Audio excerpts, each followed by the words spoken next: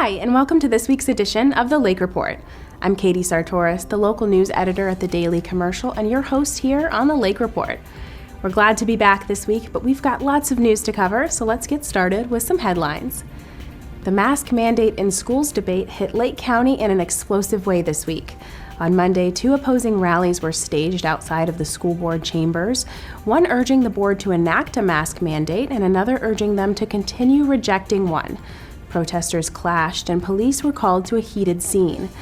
In the meeting, the board heard from concerned parents, students, teachers, doctors, and citizens who spoke on both sides of the issue. The school board did not take action on a mandate Monday, and masks remain optional for the 2021-22 school year.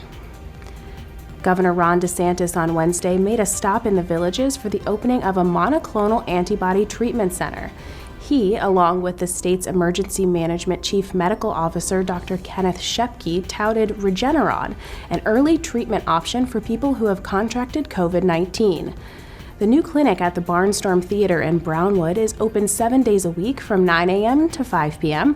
Appointments can be made at patientportalfl.com, but they'll take walk-ins too. DeSantis said the clinic can offer 300 treatments a day.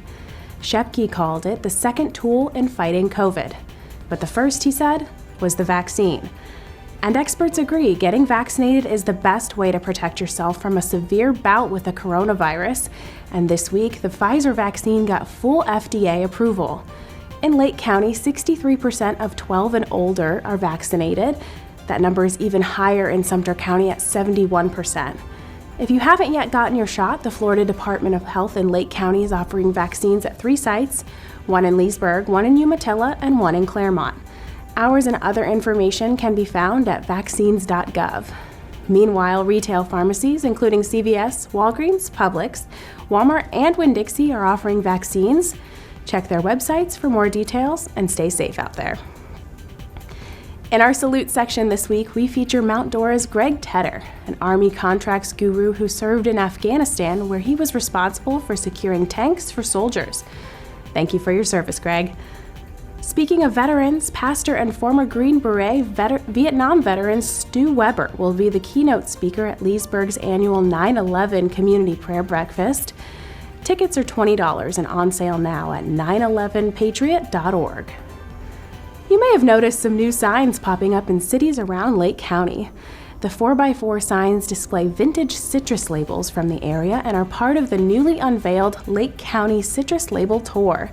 This informative driving trail showcasing the county's rich citrus history consists of 24 signs throughout the county with historic citrus label reproductions.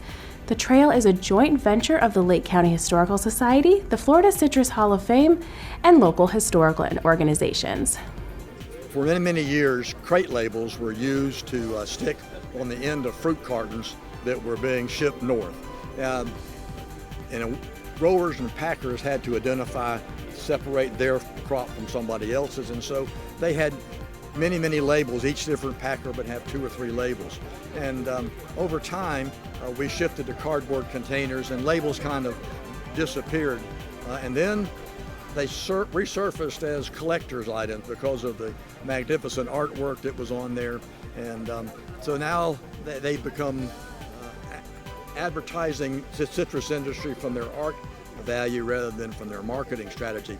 So in Lake County, we wanted to tell the story of the citrus industry, and we said, man, why not use crate labels? But we weren't content just to have a label here. So on the label is a code that takes you to a website that has history of all the labels. It has stories about individuals who are involved in the industry, members in the Hall of Fame, growers, and just great stories. We have oral history interviews with people, and we're going to continue to do that to tell the story of Lake County citrus. And we're so happy that Leesburg is one of the 12 locations that we have assigned.